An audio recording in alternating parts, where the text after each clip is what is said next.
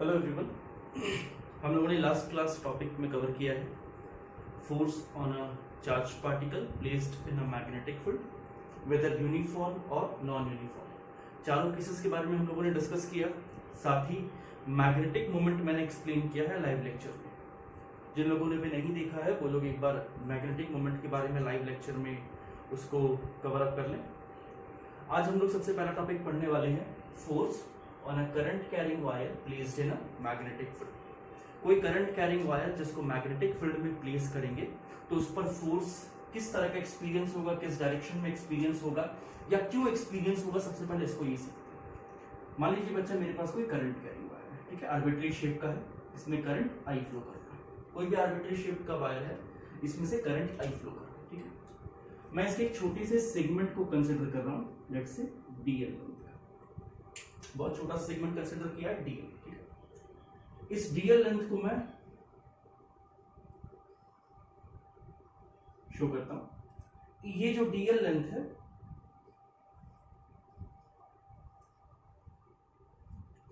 इसको समझो। इस कंडक्टर के अंदर क्या फ्लो कर रहा है बच्चा?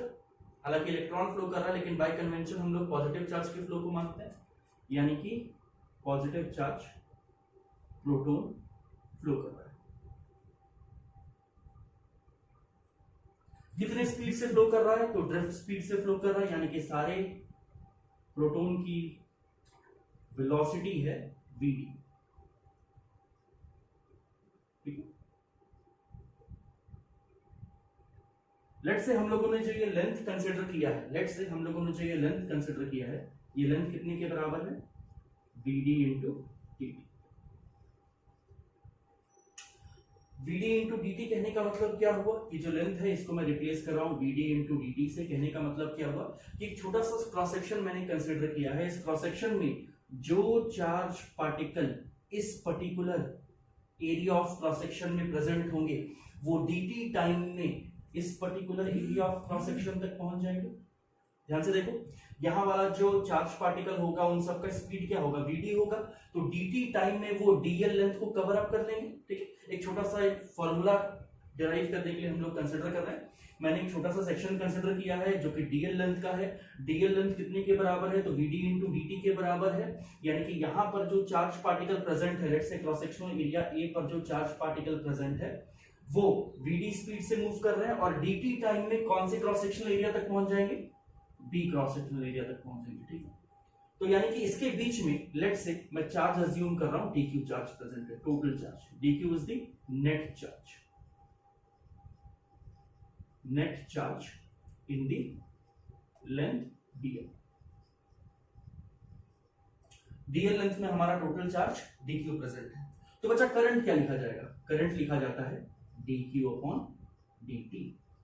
करंट क्या होता है? किसी भी क्रॉस सेक्शनल एरिया से डीटी टाइम में जितना चार्ज पास कर जाए, ठीक।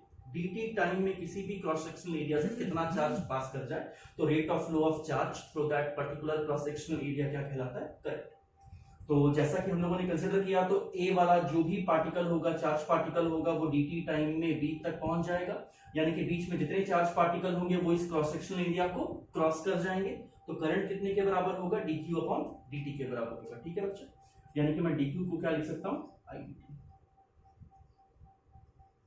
सब कुछ हम लोग करंट इलेक्ट्रिसिटी में देख चुके हैं, मैं खाली उसको रिवाइज कर रहा हूं। अब मान लो कि इस करंट कैरिंग वायर को मैंने मैग्नेटिक फील्ड में प्लेस किया था। करंट कैरिंग वायर को मैंने मैग्नेटिक फील्ड में प्लेस किया था और मैग्नेटिक फील्ड क्या है? Perpendicular to the plane inward. अगर magnetic field perpendicular to the plane है, यानी कि इस चार्ज पार्टिकल पर जो कि वीडी स्पीड से मूव कर रहा है, मैग्नेटिक फील्ड इनवर्ड है, क्या लगेगा? एक फोर्स लगेगा, एक फोर्स लगेगा। वैसे ही सारे चार्ज पार्टिकल पर फोर्स एक्सर्ट होगा, सारे चार्ज पार्टिकल पर फोर्स एक्सर्ट होगा, यानी कि सब चार्ज पार्टिकल पर फोर्स का डायरेक्शन बच्चा ये होने वाला है। लेट्स से मैं जो छोटा सा फोर्स लग रहा है उसे मैं डीएफ कंसीडर कर रहा हूं। डीएफ फोर्स किस एलिमेंट पर? डीएल एलिमेंट पर लग रहा है। क्यों लग रहा है? क्योंकि चार्ज पार्टिकल के पास स्पीड है और वो मैग्नेटिक फील्ड में मूव कर रहा है, तो सब पे फोर्स लगने वाला है। बिल्कुल बात सही है। तो बच्चा मैं इस छोटे से फोर्स को कैसे लिखूं? What will be D F equals to, इस एलिमेंट पर कितना चार्ज है? डीक्यू। कितने स्पीड से मूव कर रहे हैं? V D cross B. लिख सकता हूं? अच्छा, डी क्यू को क्या लिखा जा सकता है बच्चा? डी क्यू को लिखा जा सकता है I D T into what, B D cross B. D F को क्या लिखा जा सकता है? फिर से ये वेक्टर क्वांटिटी है, vd इंटू dt को एक साथ मल्टीप्लाई कर रहा हूं, vd इंटू dt को क्या लिखा जा सकता है बच्चा? dl vector cross b। समझ में आई बात? और अगर मैं नेट फोर्स पूरे वायर पर निकालना चाहता हूं, नेट फोर्स, तो नेट फोर्स कितने के बराबर हो जाएगा? इंटीग्रेशन ऑफ df, या फिर इसे लिखा जा सकता है integration of I dl cross b।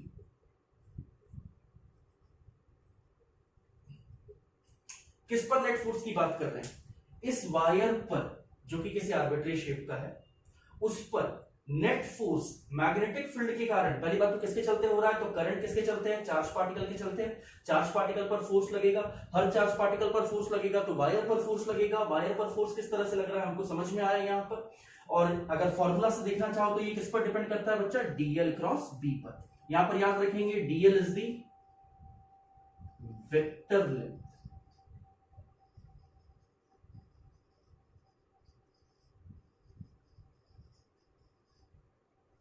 Vector elementary length, ठीक है, जो मैंने डीएल यहां पर कंसीडर किया।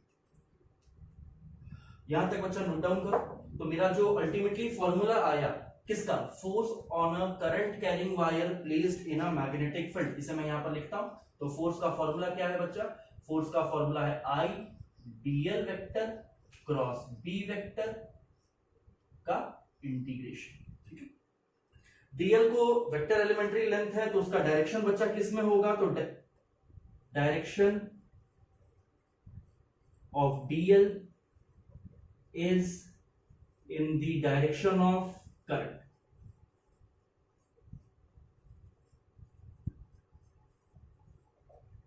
Direction of dl is in the direction of current. यहां तक नोट डाउन करो कि डीएल वेक्टर का डायरेक्शन क्या होगा? It is in the direction of current. जिस डायरेक्शन में करंट होगा उसी डायरेक्शन में हम लोग डीएल को डिफाइन करेंगे।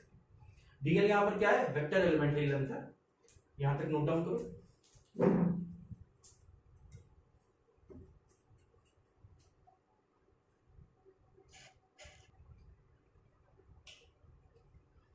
मान लो छोटे से पैरामीटर से हम लोग स्टार्ट करते हैं। हम लोग बात करते हैं यूनिफॉर्म मैग्नेटिक फील्ड का। यूनिफॉर्म मैग्नेटिक फील्ड,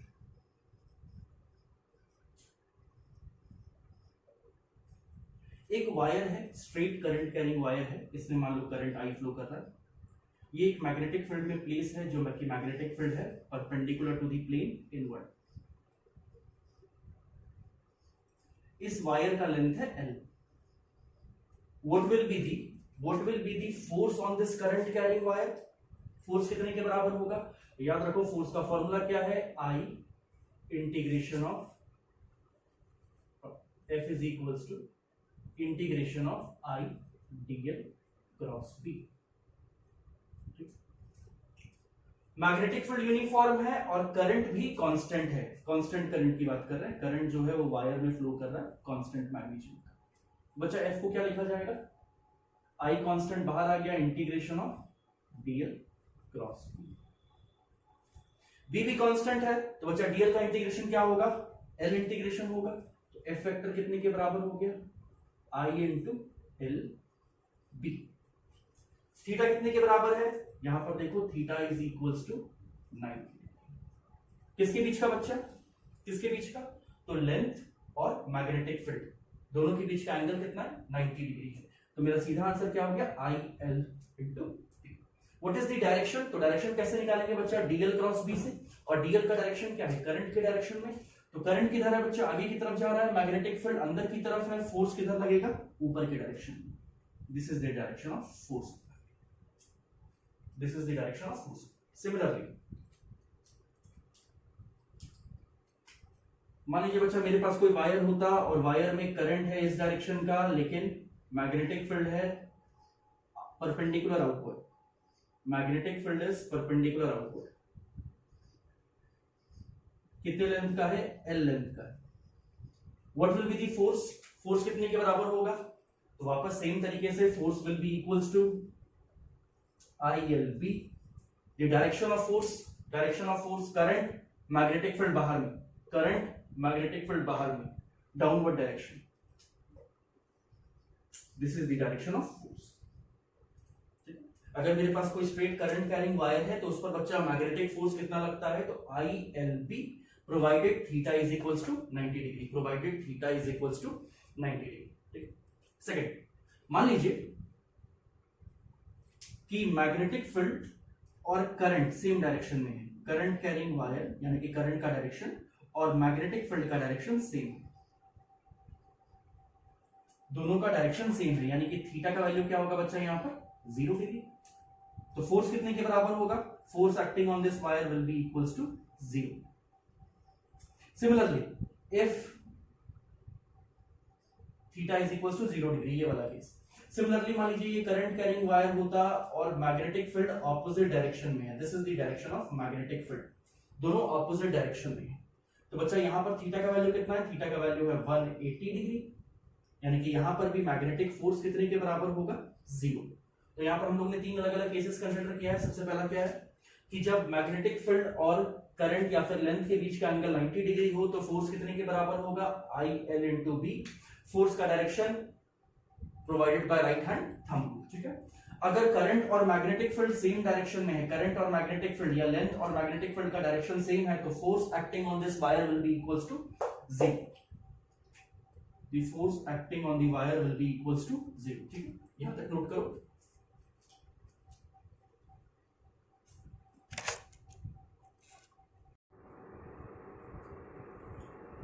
नेक्स्ट हम लोगों ने एक स्ट्रेट वायर के बारे में देखा। मान लीजिए हम लोग बात कर रहे हैं क्लोज लूप के बारे में, क्लोज लूप। ठीक है, हम लोग बात कर रहे हैं यूनिफॉर्म मैग्नेटिक फील्ड में मेरे पास कोई आर्बिट्ररी शेप का क्लोज लूप है, लेट्स से, और मैंने इसे क्या कर दिया है, करंट कैरिंग वायर है, करंट यहां पर फ्लो कर रहा है और इसे मैंने मैग्नेटिक फील्ड में प्लेस कर दिया, magnetic field perpendicular to the plane. इस पर मैग्नेटिक फोर्स कितने के बराबर होगा, तो किसी भी क्लोज करंट कैरिंग वायर पर जिसमें कि करंट का मैग्नीट्यूड कांस्टेंट यानी कि करंट कांस्टेंट है और यूनिफॉर्म मैग्नेटिक फील्ड है, उस पर फोर्स कितने के बराबर होगा, 0।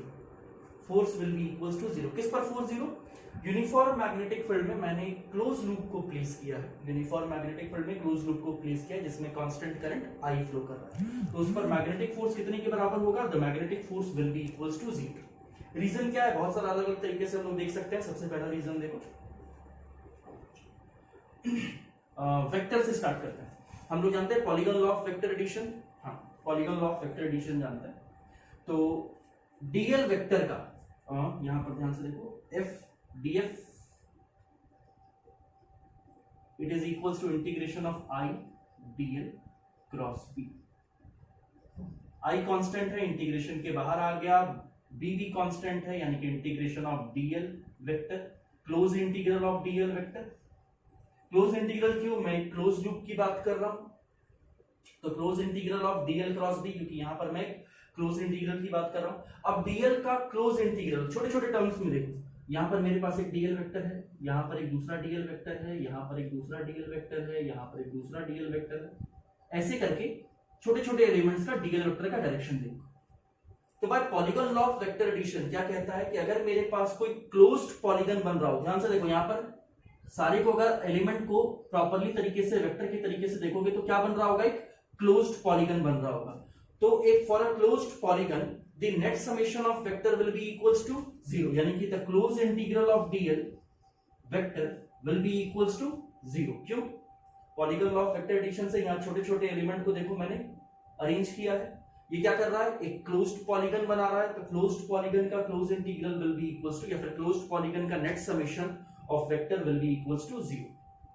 सेकंड चीज, डीएल वेक्टर को एनालाइज करते हैं दूसरे तरीके से। यहां पर बच्चा डीएल एक वेक्टर क्वांटिटी है और वेक्टर क्वांटिटी को जब कभी भी इंटीग्रेट करते हैं, इस इक्वेशन में देखो, जब कभी भी वेक्टर क्वांटिटी को इंटीग्रेट करते हैं तो क्या करना पड़ता है, कंपोनेंट्स में ब्रेक करना पड़ता है, एक्स कंपोनेंट और वाई कंपोनेंट में। एक कंपोनेंट को एक साथ ऐड करते हैं, दूसरे कंपोनेंट को अलग से ऐड करते हैं, यानी कि इंटीग्रेट करते हैं और फिर नेट समेशन निकालते हैं। तो मान लीजिए बच्चा, मैं तुमको एक छोटा सा आर्क से एग्जांपल समझाता हूं। मान लीजिए ये आर्क है, मुझे यहां पर क्या करना है, डीएल वेक्टर को इंटीग्रेट करना है। तो छोटे छोटे एलिमेंट्स को एनालाइज करो, यहां पर एक एलिमेंट होगा, यहाँ पर एक एलिमेंट होगा, यहाँ पर एक एलिमेंट होगा, ठीक है। डीएल एलिमेंट्स को क्या करना है, वेक्टर क्वांटिटी है तो कंपोनेंट्स में लेना होगा। एक होगा एक्स कंपोनेंट, दूसरा होगा बच्चा वाई कंपोनेंट। एक होगा एक्स कंपोनेंट, दूसरा होगा Y component, X component Y component. Similarly जब तुम यहां पर एनालाइज करोगे,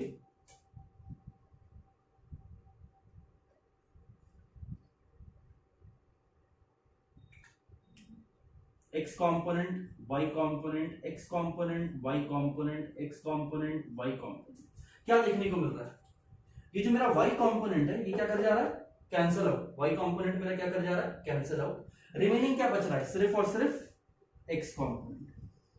यानी कि अगर मान लो मेरे पास ये आर्क होता, अगर ये मेरे पास आर्क है और मुझे डीएल वेक्टर को इंटीग्रेट करना है, डीएल वेक्टर को इंटीग्रेट करना है, तो मुझे क्या मिलेगा बच्चा, a पॉइंट से b पॉइंट का डिस्टेंस। लेट्स से ये डिस्टेंस है, तो ये मुझे मिलने वाला है l। डीएल वेक्टर को अगर मैं इंटीग्रेट करूंगा फ्रॉम a टू b तो मुझे क्या मिलने वाला है, l। l is the displaced length.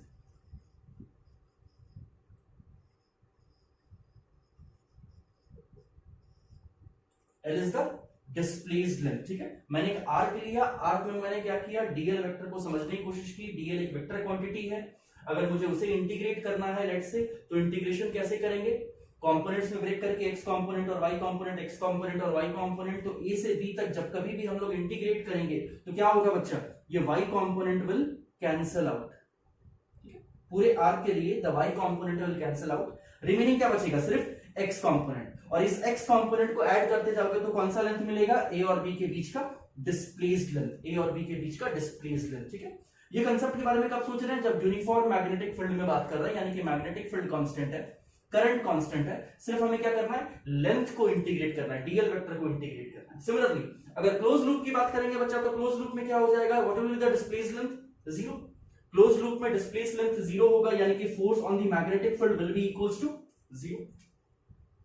Force due to the magnetic field on the current carrying closed loop will be equals to zero, provided magnetic field should be uniform, ठीक है। और अगर मैं एक ओपन आर्क की बात कर रहा हूं तो मुझे किसके बारे में सोचना चाहिए, मुझे सोचना चाहिए डिस्प्लेस्ड लेंथ के बारे में फ्रॉम ए टू बी। मुझे इस कर्व के बारे में या इस आर्क के बारे में सोचने की कोई जरूरत नहीं है, provided placed in a uniform magnetic field, ठीक है। यहां तक नोट करते हैं।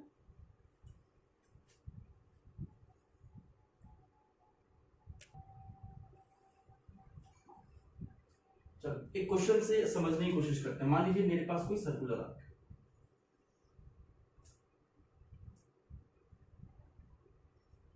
जिसमें कि करंट किधर फ्लो कर रहा है, in the clockwise direction. This is the current का direction and the magnetic field is inward. Magnetic field is inward which is equals to b naught minus theta. Magnetic field is inward b naught minus theta, ठीक है। ये अपन के लिए x axis का direction हो गया, ये अपन के लिए वाई एक्सिस का डायरेक्शन।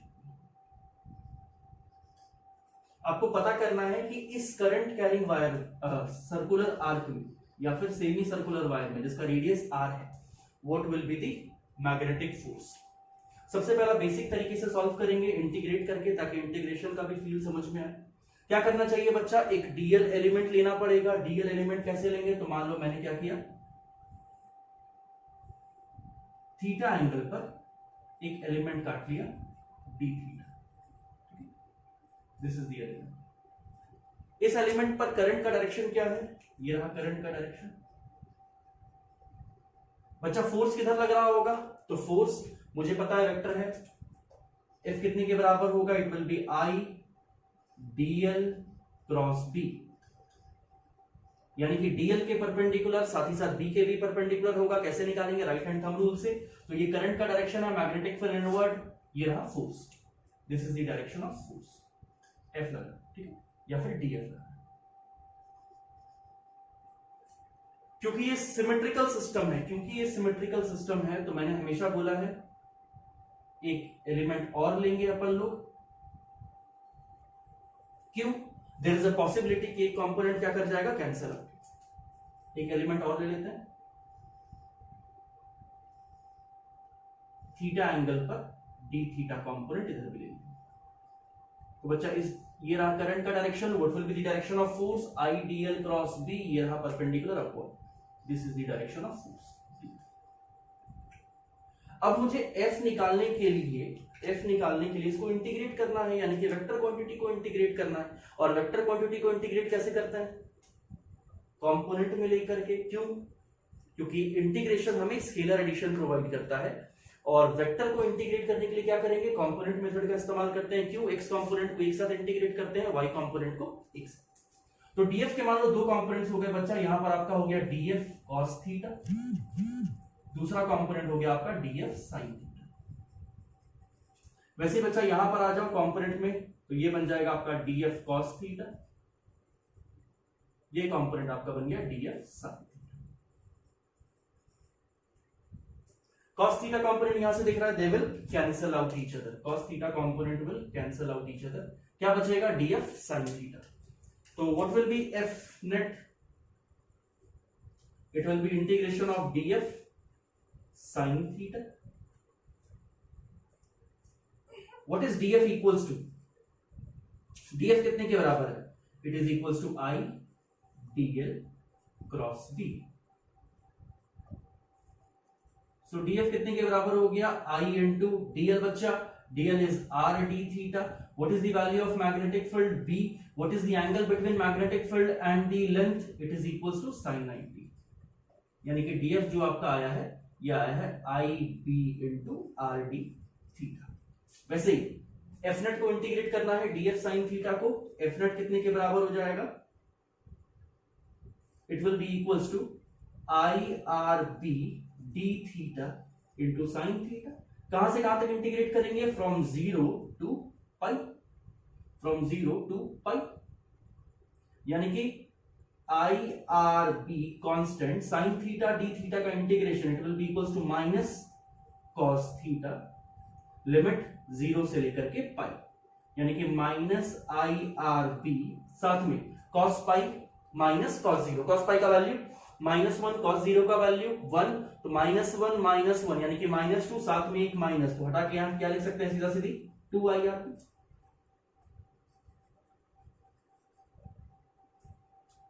ठीक है।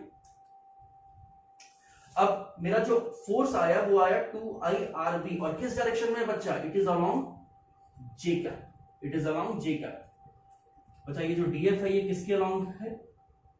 ये रहा अपन का डीएफ, दो कंपोनेंट लिए, cos थीटा दूसरा sin theta, cos theta component cut गया, सिर्फ y कंपोनेंट बचा है। तो this is the force on this current carrying arc या फिर semi circular wire, and this force is along positive y axis. दो और तरीके से इसको एनालाइज करते हैं। सबसे पहला और क्या मैंने सिखाया? मैंने आपको बताया कि मान लीजिए पार्टिकल A से चार्ज B तक जा रहा है, ये रहा करंट A से B तक, यानी कि चार्ज पार्टिकल फ्लो कर रहा है A से लेकर के B तक। फिर क्या याद किया? मैग्नेटिक फील्ड जो है वो यूनिफॉर्म है। मैग्नेटिक फील्ड कैसा है? वो यूनिफॉर्म है। तो अगर मैग्नेटिक फील्ड यूनिफॉर्म होगा तो बच्चा फोर्स का फॉर्मूला क्या होता है? I into integration of dl cross b, यानी कि F is equals to I into L cross b। ठीक। व्हाट इज L यहां पर? L is the displaced length, यानी कि मुझे इस पूरे आर्क के बारे में सोचने की जरूरत नहीं है। What should I be worrying about is the displaced length. ठीक है, तो मैंने क्या किया? ए से बी का डिस्प्लेस्ड लेंथ सीधा सीधी कॉपी में लिख लिया। यहां पर कितना करंट फ्लो कर रहा है बच्चा? आई करंट फ्लो कर रहा है। कितने लेंथ है? कितने का लेंथ है ये? तो लेंथ होगा डायमेट्रिक, यानी कि 2r। What will be the direction of magnetic field? ये रहा मैग्नेटिक फील्ड इनवर्ड है। फोर्स किधर लगेगा बच्चा? तो I L cross B, this is in the perpendicular direction. और F कितने के बराबर होगा? It will be equals to I, length कितना है? 2r into what? B। This is the value of force. Third तरीका, एक और एनालिसिस सिंपल वाला। मान लीजिए मेरे पास ये कोई करंट कैरिंग वायर लूप था, A से B तक क्या कर रहा है? मूव कर रहा है। करंट जो है वो A से B तक फ्लो कर रहा है। ठीक, तो क्या कर रहा हूं मैं इस लूप को क्लोज कर दे रहा हूं। अपनी मर्जी से मैं क्या कर रहा हूं? इस लूप को क्लोज कर दिया। मैंने क्या किया? इस लूप को क्लोज कर दिया। अब समझो क्या कर सकते हैं? Force on the net loop will be equals to zero. क्यों? अभी हम लोग तुरंत पढ़े कि एक क्लोज लूप में the net A C B लिख देता हूं यहां पर, ठीक है, समझने के लिए। तो force acting on the loop placed in the uniform magnetic field, फिर से यहां पर मैग्नेटिक फील्ड किस नेचर का है? यूनिफॉर्म है। अगर यूनिफॉर्म नेचर का मैग्नेटिक फील्ड होगा तो लूप में नेट फोर्स क्या होगा? जीरो। अब ये लूप किससे बना हुआ है? दो चीजों से, F on the arc ACB plus F on the side BC is equals to what? Zero.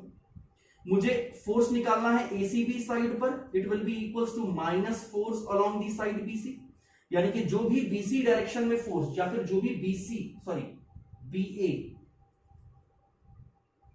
जो भी बीए सेक्शन पे फोर्स लग रहा होगा उसके ऑपोजिट डायरेक्शन में, what is the force in the section BA section पे किधर फोर्स लग रहा होगा? तो ध्यान से देखो, ये रहा ए बी, ये रहा करंट का direction, current magnetic field inward, force लग रहा है नीचे, तो बीए सेक्शन पर किधर फोर्स लगा बच्चा? नीचे के डायरेक्शन में। कितना लगा? तो F is equals to I, length कितना है बच्चा? 2r, मैग्नेटिक फील्ड कितना है? b। क्यों? क्योंकि मैग्नेटिक फील्ड और लेंथ आपस में परपेंडिकुलर है। तो ये बच्चा फोर्स किस सेक्शन पे आ गया? बीए सेक्शन पे आ गया। तो एबीसी सेक्शन पे किधर जाएगा फोर्स? इसके ऑपोजिट डायरेक्शन में। कितना फोर्स लग रहा होगा? I into 2r into B. ये भी एक तरह का लॉजिक है। मैंने 3 अलग अलग लॉजिक पर डिस्कशन किया, ये थोड़ा सा ईएमएफ में भी काम आएगा, सोचने का तरीका है सिर्फ एक। तो ये हो गया, दूसरा क्या हो गया? डिस्प्लेस्ड लेंथ का तरीका हो गया, और तीसरा अपन का इंटीग्रेशन का तरीका हो गया। क्लियर है ये चीज? तो अपन को क्या क्या चीज याद रखना है? अगर मेरे पास कोई क्लोज करंट कैरिंग लूप है तो उसमें यूनिफॉर्म मैग्नेटिक फील्ड में फोर्स क्या होगा? जीरो। दूसरा बात, अगर मेरे पास यूनिफॉर्म मैग्नेटिक फील्ड और करंट कांस्टेंट है तो किसी भी आर्क के बारे में अगर सोचने का मन करे तो किसके बारे में सोचेंगे? डिस्प्लेस्ड लेंथ के बारे में। किसके बारे में? डिस्प्लेस्ड लेंथ के बारे में। लॉजिक मैंने आपको समझा दिया। क्यों? क्योंकि हम लोग डीएल वेक्टर को ब्रेक करते हैं एक्स एक्सिस और वाई एक्सिस में, ठीक है। तो मेरा जो नेट रिजल्टेंट आएगा वो क्या होगा? डिस्प्लेस्ड लेंथ का होगा। थर्ड चीज, अगर मेरे को सिमेट्रिसिटी का ज्ञान है थोड़ा सा तो इस तरह का सिस्टम बना सकते हैं। मैं लूप को एक क्लोज कर रहा हूं, क्लोज करने पर नेट मैग्नेटिक फील्ड जीरो है। एक तरह का अप्रोच है जो कि हमें यूज करना चाहिए। नोट डाउन कर लो बच्चा, यहां से लेकर यहां तक।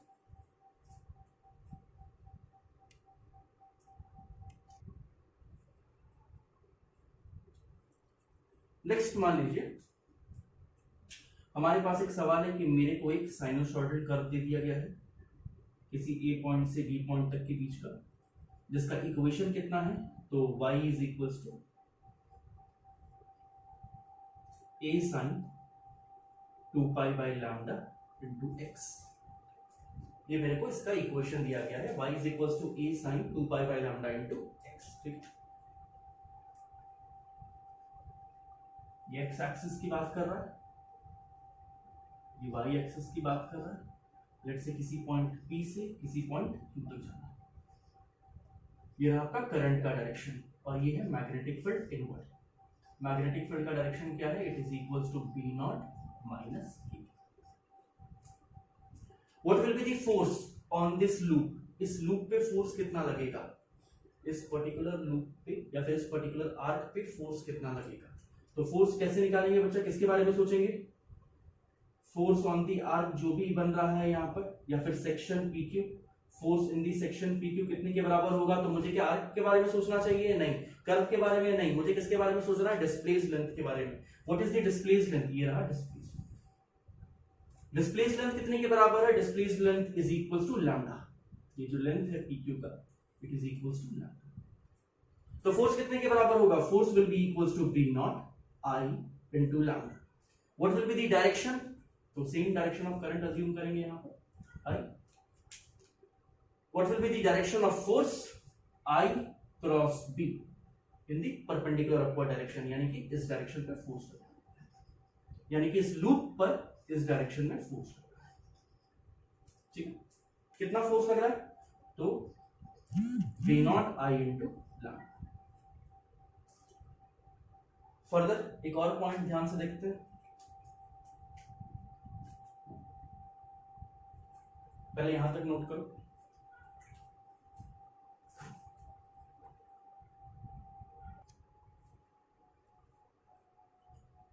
नॉन यूनिफॉर्म फील्ड के बारे में, ठीक है, थोड़ा जगह चाहिए था।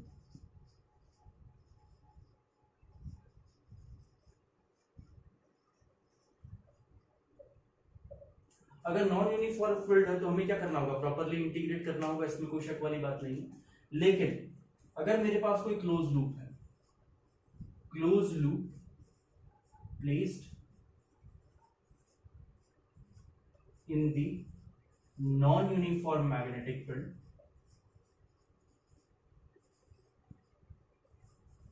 the net force may or may not be zero।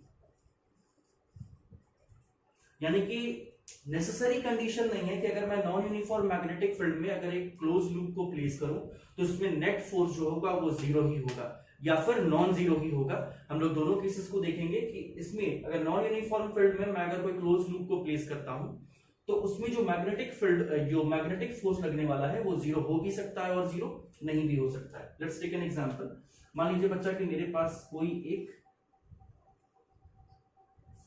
Square loop है, ठीक है, या फिर रेक्टेंगुलर लूप है। रेक्टेंगुलर लूप में एक साइड है आपका ए, दूसरा साइड है आपका बी, और करंट फ्लो कर रहा है इस डायरेक्शन में क्लॉकवाइज।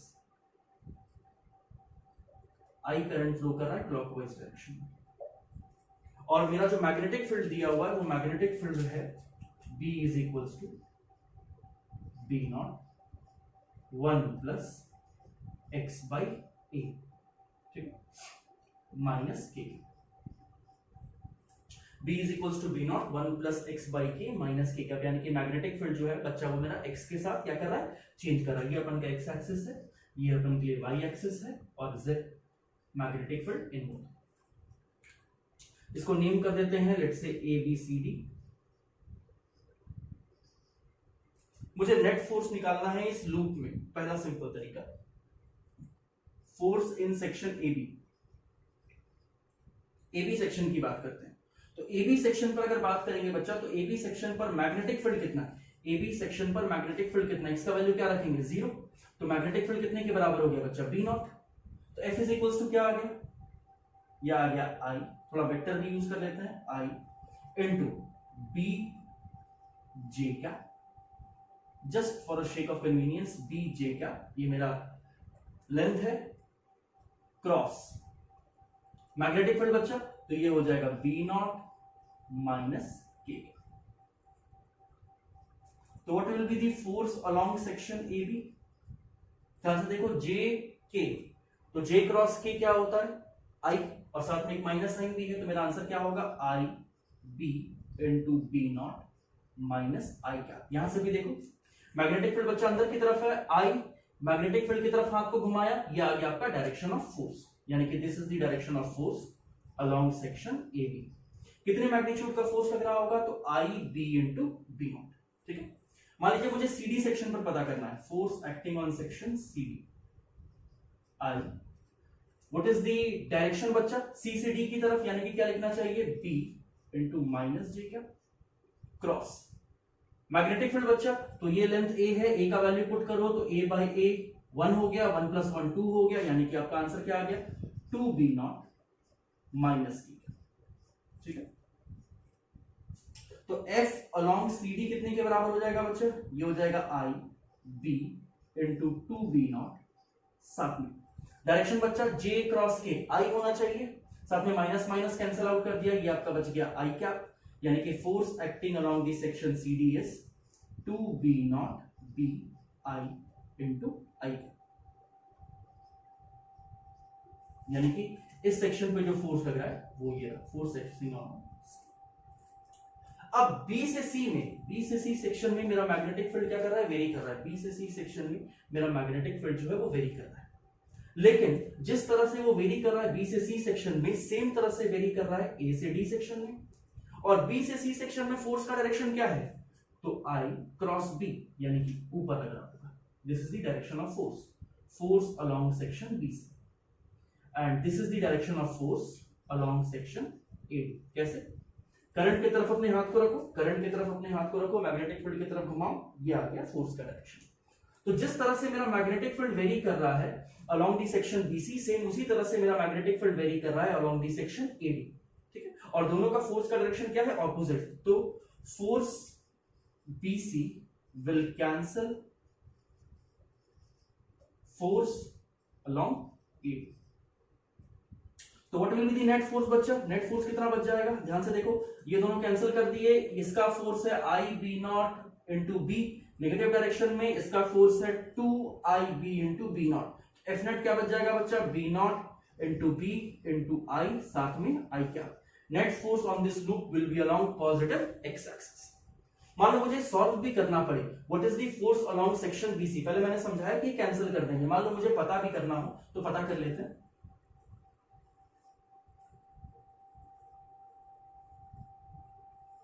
क्या करेंगे बच्चा?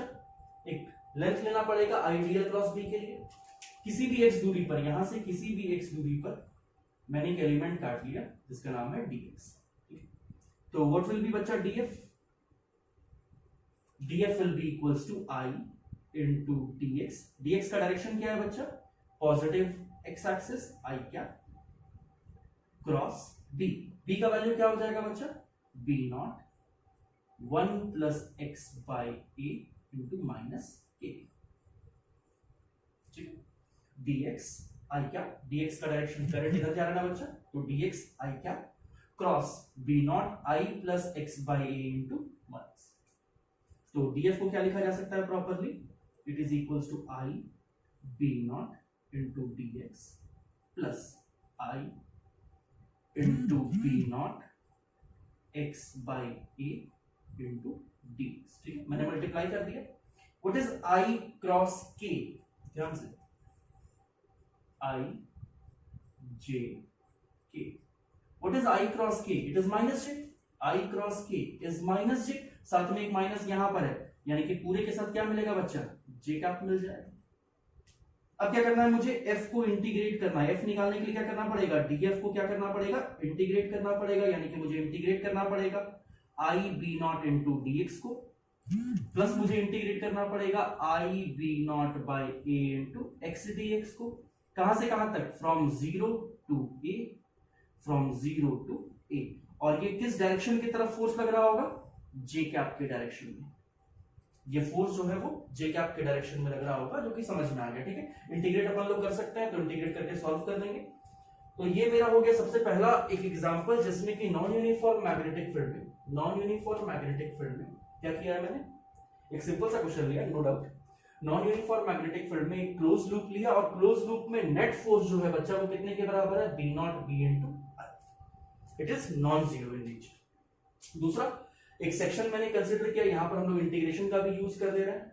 किस सेक्शन में? बी से लेकर के सी तक। बोलोगे सर इतना वेक्टर क्यों यूज किए इसमें? तो वेक्टर यूज जनरली इसलिए किया बच्चा कि आपको यूज करने आना चाहिए, दैट्स इट। और इसके बड़ा कोई यूज नहीं है। बिना वेक्टर का यूज किए भी हम लोग तुरंत डायरेक्शन देख सकते हैं और इजीली सॉल्व कर सकते हैं, कोई बड़ी बात नहीं थी। वेक्टर के साथ ही लिखना कोई जरूरी नहीं। यहां तक कॉपी डाउन कर लो, उसके बाद आगे बढ़ते हैं।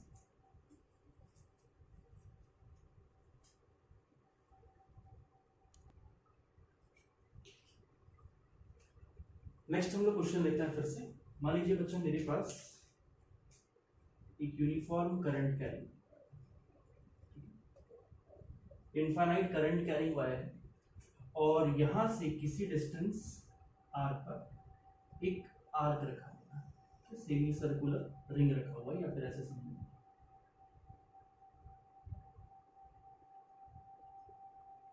कितने रेडियस का? तो ये भी है आपके r रेडियस का, इसका खुद का रेडियस है r। कितने दूरी पर रखा हुआ है बच्चा? तो ये दूरी भी है आपकी r। क्या क्वेश्चन है? मेरे पास एक करंट कैरिंग वायर है, uniform long infinite current carrying wire. दूसरा, इसे r दूरी पर इस तरह से एक सर्कुलर आर्क रखा हुआ है, इसमें भी करंट फ्लो कर रहा है। लेट्स से करंट का डायरेक्शन ये रहा, this is the direction of current. इसमें भी करंट I फ्लो कर रहा है, I1 I2 भी ले सकते हैं, करंट I फ्लो कर रहा है। मुझे पता करना है force on the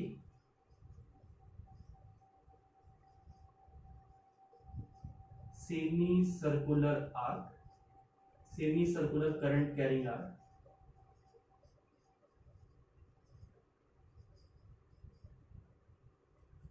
due to infinite long current carrying wire. Semi circular current carrying wire पर मुझे फोर्स निकालना है किसके चलते, long infinite current carrying wire के चलते। क्या करना पड़ेगा बच्चा, एलिमेंट लेकर के सॉल्व करना पड़ेगा। क्यों, मैग्नेटिक फील्ड यूनिफॉर्म नहीं है, हर एलिमेंट पर मैग्नेटिक फील्ड जो है बच्चा वो इस वायर के चलते होगा, तो वो डिस्टेंस पर डिपेंड करता है।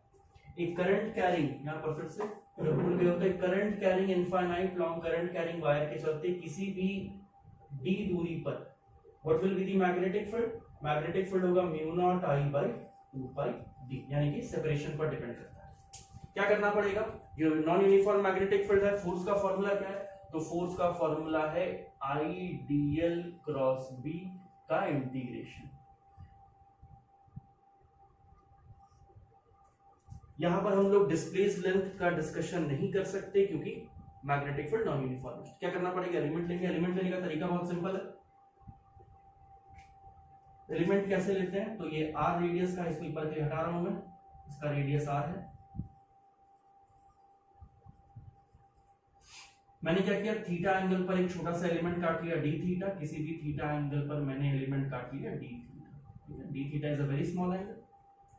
तो बच्चा इस वायर से ये डिस्टेंस कितना हो गया, वायर से इस एलिमेंट का डिस्टेंस कितना हो गया, it is equals to r plus ये separation, and this separation is equals to what, r sin theta. यानी कि बच्चा ये जो डिस्टेंस हो गया, ये हो गया distance r plus r sin theta. ठीक है, ये डिस्टेंस हो गया r और ये लेंथ हो गया r sin थीटा। ठीक है, इस एलिमेंट पर मैग्नेटिक फील्ड का डायरेक्शन किधर है, तो मैग्नेटिक फील्ड का डायरेक्शन है, देखो करंट ऊपर की तरफ है, magnetic field will B inward, inward है मैग्नेटिक फील्ड। अगर मैग्नेटिक फील्ड इनवर्ड है तो फोर्स का डायरेक्शन क्या होगा, मैग्नेटिक फील्ड अगर इनवर्ड है तो फोर्स का डायरेक्शन क्या होगा, फोर्स का डायरेक्शन होगा dl cross b perpendicular upward. This is the direction of force dl। समझ में आई बात बच्चा। अच्छा, अब ध्यान से देखेंगे df का कैलकुलेशन में, तो df के कैलकुलेशन में ये चीज है, df is equals to what, I dl cross b। लॉग ऊपर से लिखते हैं, जगह चाहिए होगा। df is equals to I dl cross b। What is the value of dl, dl is equals to r d theta, साथ में मैग्नेटिक फील्ड b, और एंगल कितना है बच्चा, sin 90। क्यों, magnetic field inward to the plane है और dl यहां पर आपको दिखाई दे रहा है, दोनों के बीच में एंगल है sin 90। What is the value of magnetic field, magnetic field कितने के बराबर है, तो it is equals to mu not I, किसका करंट, इस wire long uniform current carrying wire का current I by 2 pi into separation r into 1 plus sine theta. समझ में आई बात, ये हो गया मेरा मैग्नेटिक फील्ड का वैल्यू। कहां पर, इस एलिमेंट पर मैग्नेटिक फील्ड का वैल्यू, और मैग्नेटिक फील्ड किधर लग रहा है, परपेंडिकुलर डाउनवर्ड। तो what will be the value of df का मैग्नीट्यूड बच्चा, df का मैग्नीट्यूड कितने के बराबर आएगा, it will be equals to I into mu not I by 2 pi r 1 plus sine theta, I का वैल्यू, b का value into what, r d theta. This is the value of magnitude of force. Direction of force कैसा है, मैंने आपको दिखा दिया, direction of force इस तरह का है। हर एलिमेंट पर फोर्स का डायरेक्शन क्या होगा, अलग अलग होगा बच्चा। अगर अलग अलग फोर्स का डायरेक्शन होगा तो क्या करेंगे, एक एलिमेंट कंसीडर कर लेंगे फिर से सिमेट्रिकल, कितने एंगल पर, थीटा एंगल पर, डी थीटा कंपोनेंट का। इस पर फोर्स किधर लगेगा, तो ध्यान से देखो बच्चा, ये है करंट का डायरेक्शन, तो करंट के डायरेक्शन में अपने हाथ को रखो, मैग्नेटिक फील्ड की तरफ घुमा दो, ये रहा फोर्स का direction, this is the direction of force. अगर ध्यान से सोचो तो कौन सा कंपोनेंट कैंसिल आउट होगा बच्चा, वाई कंपोनेंट कैंसिल आउट होगा, और कौन सा कंपोनेंट बचेगा, हॉरिजॉन्टल कंपोनेंट। मुझे सिर्फ किससे मतलब है, हॉरिजॉन्टल कंपोनेंट से, ठीक है। यानी कि अगर मैं एफ चाहता हूं, यानी कि मुझे किसको इंटीग्रेट करना पड़ेगा, डीएफ,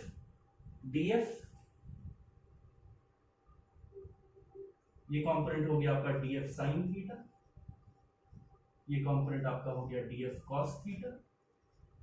तो बच्चा कॉस थीटा वाला कंपोनेंट कैंसिल आउट होगा, मुझे इंटीग्रेट करना पड़ेगा डीएफ साइन थीटा को। डीएफ का वैल्यू मैंने यहां पर लिख दिया।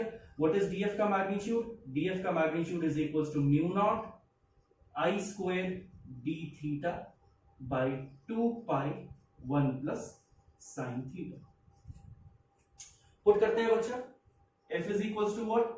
Integration of mu naught I square by 2 pi 1 plus sine theta, ऊपर में sine theta into D theta. अब इसका इंटीग्रेशन थोड़ा टफ हो गया। F is equals to mu not I square by 2 pi integration of sine theta into D theta by 1 plus sine theta. और ये force किस डायरेक्शन में होगा? अगर मैं वेक्टर में लिखना चाहूं तो वेक्टर में force will be in the I cap. आप लोग इंटीग्रेशन पढ़ चुके हो तो इंटीग्रेट इसको आगे कर सकते हो। कहां से कहां तक इंटीग्रेट करना है बच्चा? 0 से लेकर के पाई तक इंटीग्रेट करना है। इंटीग्रेट करके सॉल्व करेंगे, आपका आंसर आ जाएगा। थोड़ा हिंट मैं दे सकता हूं, जैसे कि मान लो मुझे इसको इंटीग्रेट करना है, तो इंटीग्रेट कैसे करेंगे? सबसे पहले ऊपर में 1 प्लस साइन थीटा माइनस 1 इस तरह से लिख देते हैं, D theta by 1 plus sine theta. ये कितने के बराबर हो जाएगा? ये हो जाएगा integration of D theta minus 1 by 1 plus sine theta, ऊपर में डी थीटा। फिर क्या करेंगे? इसी सेक्शन में इसको मल्टीप्लाई कर दे रहे हैं। 1 माइनस साइन थीटा ऊपर मल्टीप्लाई कर दे रहे हैं और नीचे भी मल्टीप्लाई कर दे रहा है 1 माइनस साइन थीटा। तो ये आपका बन जाएगा integration of D theta minus, ऊपर आपका बच गया 1 minus sine theta by cos square theta into D theta. ये क्या बन गया? फिर से integration of D theta minus integration of sec square theta D theta plus integration of sec theta D tan theta D theta. कहां से कहां तक? 0 से लेकर के पाई, 0 से लेकर के पाई, 0 से लेकर के पाई। ठीक, थोड़ा सा हिंट दे दिया। मतलब ऐसा बहुत तरह का फॉर्मेट आप लोग पढ़ चुके हो। ये मैंने नॉर्मल काम किया। क्या किया? +1 -1 को ऐड एंड सब्ट्रैक्ट किया, जिससे कि लगा कि थोड़ा सिंपलीफाई हो सकता है। उसके बेसिस पर आप दूसरा भी तरीका यूज कर सकते हो सकता है मैथमेटिक्स में इसका और शॉर्टकट भी हो। 10 थीटा बाई 2 को टी पुट कर दो तो उसके बाद सॉल्व हो सकता है। अलग अलग तरीके का सवाल हो सकता है, यहां तक नोट करो। समझ में आया? सबसे पहले अगर मेरे पास नॉन यूनिफॉर्म मैग्नेटिक फील्ड है तो इंटीग्रेशन के अलावा और कोई ऑप्शन नहीं है। इंटीग्रेशन के अलावा और कोई ऑप्शन नहीं है। मैंने क्या किया? इस सेक्शन को इंटीग्रेट किया। इंटीग्रेट करने का तरीका आपको समझाया, कैसे सॉल्व करना है। यूनिफॉर्म मैग्नेटिक फील्ड में किसी क्लोज लूप में नेट फोर्स 0 होता है। नॉन यूनिफॉर्म मैग्नेटिक फील्ड में 0 हो भी सकता है और नहीं भी हो सकता है। निड नॉट हमेशा 0 होगा ये नहीं हो सकता, या फिर हमेशा नॉन 0 होगा ऐसा भी नहीं हो सकता। नॉन 0 का कंडीशन हम लोगों ने देखा। एक क्वेश्चन मैं समझाता हूं जिसमें कि 0 भी हो सकता है। नॉन यूनिफॉर्म मैग्नेटिक फील्ड है लेकिन फिर भी फोर्स 0 हो सकता है। यहां तक नोट डाउन करो।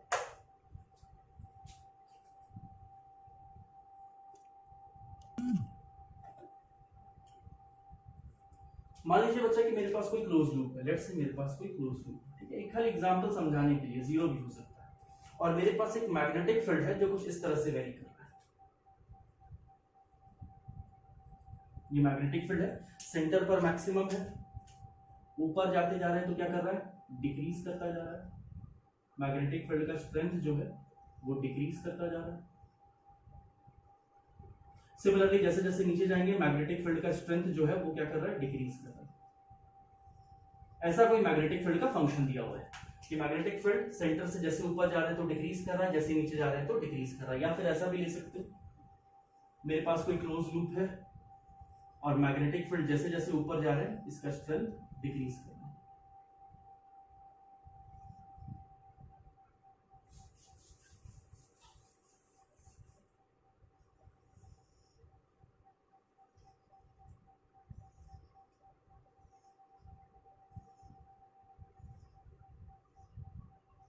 सिर्फ समझाने के लिए मैग्नेटिक फील्ड का स्ट्रेंथ ऐसे चेंज कर रहा है या फिर इस तरह से चेंज कर रहा है।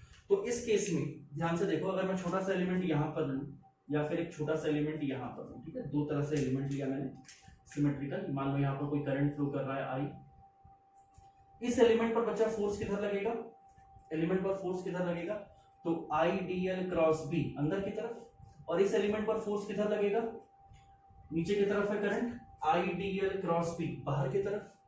जितना फोर्स यहां पर लग रहा होगा उतना ही फोर्स यहां पर लग रहा होगा। रीजन क्या है, यहां पर मैग्नेटिक फील्ड का, इन दोनों पॉइंट्स पर मैग्नेटिक फील्ड का स्ट्रेंथ क्या है, सेम है, तो यानी कि ये दोनों फोर्सेस कैंसिल आउट करेंगे। वैसे ही ऊपर वाले फोर्सेस यहां पर कैंसिल आउट करेंगे, वैसे ही यहां पर फोर्सेस क्या करेंगे, एक दूसरे को कैंसिल आउट करेंगे। तो वैसे हर जगह के फोर्सेस एक दूसरे को क्या कर रहे हैं, कैंसिल आउट कर दे रहे हैं। तो इस केस में जो मेरा नेट फोर्स लगेगा सिस्टम पर, वो नेट फोर्स कितने के बराबर होगा, 0। ऐसा आपको एग्जांपल देखने को मिलेगा मेंस के पेपर में भी, क्वेश्चन था कुछ साल पहले, सेम क्वेश्चन नहीं था लेकिन एनालिसिस का पॉइंट ऑफ व्यू सेम था।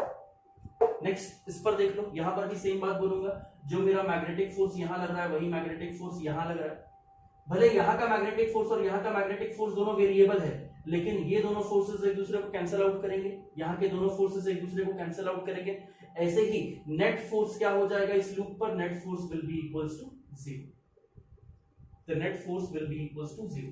Clear. Non uniform magnetic field में एक क्लोज लूप के अंदर, नॉन यूनिफॉर्म मैग्नेटिक फील्ड में एक क्लोज लूप के अंदर मैग्नेटिक फोर्स 0 भी हो सकता है। डिपेंड करता है situation to situation, magnetic field का स्ट्रेंथ कैसा दिया हुआ है, किस तरह से वेरी कर रहा है, उसके हिसाब से हम लोग कमेंट कर सकते हैं। डायरेक्टली नॉन जीरो होगा या जीरो होगा बोलना पॉसिबल नहीं है, लेकिन अगर यूनिफॉर्म मैग्नेटिक फील्ड होगा इसका मतलब magnetic field will B necessarily 0 on a close current carrying loop. समझ में आएगा, नोट कर ले इसको यहां तक।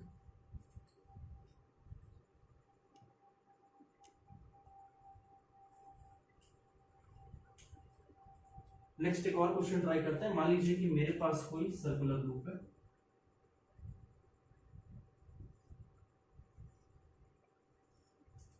the loop is placed parallel to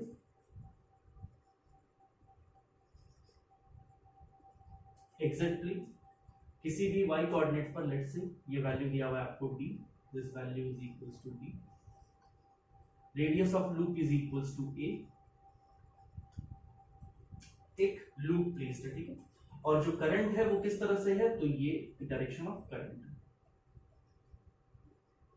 ध्यान से देखिएगा करंट का डायरेक्शन क्या है, तो लूप के अंदर पीछे से जा रहा है और वापस बाहर निकल के आ रहा है, ठीक है, ये बाहर वाला लाइन है, बाहर से करंट आया वापस गया, पीछे से घूम करके दोबारा आया। क्लियर है, या फिर डायरेक्शन को एक बार चेंज कर देंगे, एनालिसिस थोड़ा सिंपल हो जाएगा। This is the direction of current,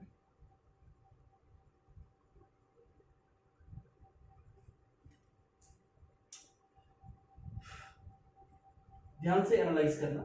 यहां पर पहला केस ले रहा हूं मैं, पहला केस ले रहा हूं कि मान लो मैग्नेटिक फील्ड यूनिफॉर्म था, मैग्नेटिक फील्ड यूनिफॉर्म था, यूनिफॉर्म कहने का मतलब मैग्नेटिक फील्ड वाई एक्सिस में uniform. Then what will be the force on the loop, force on the loop कितने के बराबर हो जाएगा बच्चा, it will be equals to 0। क्यों, करंट कैरिंग लूप है, placed in a uniform magnetic field, if it is placed in a uniform magnetic field the force on the loop will be necessarily equals to 0। वैसे ही यहां पर एक दूसरा question है, जो magnetic field दिया हुआ है अब वेरिएबल है, कितने के बराबर है बच्चे, तो b नॉट इंटू er।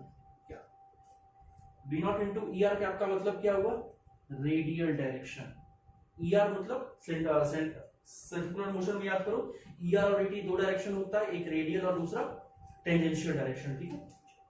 कहता है कि मेरे पास एक लूप है, मेरे पास एक लूप है, वही सेम क्वेश्चन, लूप का रेडियस a है, ये सेपरेशन आपको दिया हुआ है d,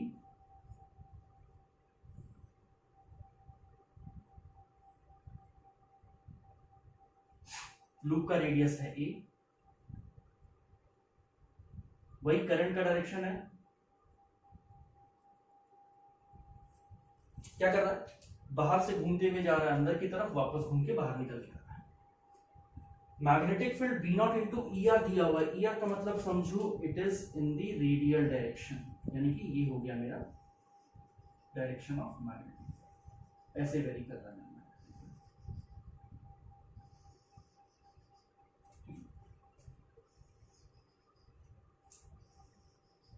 this is the direction of magnetic field. Magnetic field मेरा इस तरह से वेरी कर रहा है, V naught into E R. आपको फाइंड करना है, find the magnetic force, find the magnetic force on this circular loop, find the value of magnetic force on this circular loop. क्या करोगे? सबसे पहला मन में एकदम क्लियर कट बात रखेंगे, मैग्नेटिक फील्ड स्ट्रेंथ का मैग्नीट्यूड, मैग्नेटिक फील्ड स्ट्रेंथ का मैग्नीट्यूड बच्चा इस लूप के हर पॉइंट पर सेम होगा। ऐसा क्यों? लूप का हर पॉइंट ओरिजिन से सेम डिस्टेंस पर है, वैल्यू कितना लग रहा है P नॉट, और सब सेम एंगल सबटेंड कर रहा है। सारे के सारे पॉइंट, इस लूप के सारे पॉइंट सेंट्रल लाइन से सेम एंगल सबटेंड कर रहे हैं, सेंट्रल लाइन से सेम एंगल सबटेंड कर रहे हैं सारे के सारे पॉइंट। 2 मिनट सोचो बच्चा कैसे सॉल्व करेंगे। मैग्नेटिक फोर्स निकालना है मुझे इस सर्कुलर लूप पर, करंट का डायरेक्शन पता है, मैग्नेटिक फील्ड का डायरेक्शन पता है। सॉल्व करो।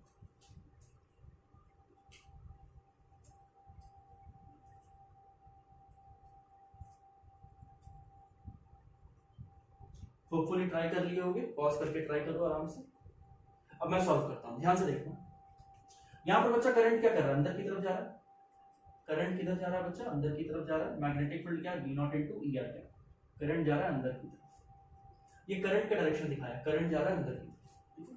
तो ध्यान से देखो फोर्स किधर लग रहा होगा, करंट जा रहा है अंदर की तरफ। ये है मैग्नेटिक फील्ड का डायरेक्शन, ये है मैग्नेटिक फील्ड का डायरेक्शन।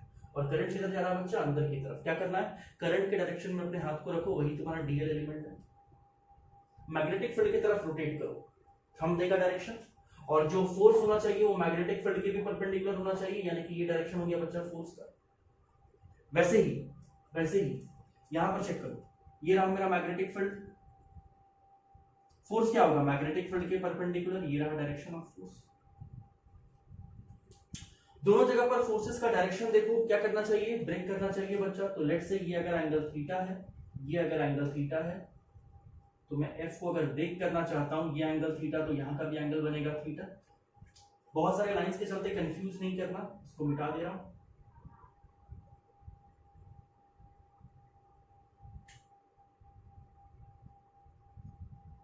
ये थीटा एंगल है तो बच्चा ये भी एंगल थीटा होगा, 90 माइनस थीटा, ये थीटा, यानी कि ये बन गया आपका F cos थीटा, दूसरा बन गया आपका F sin theta.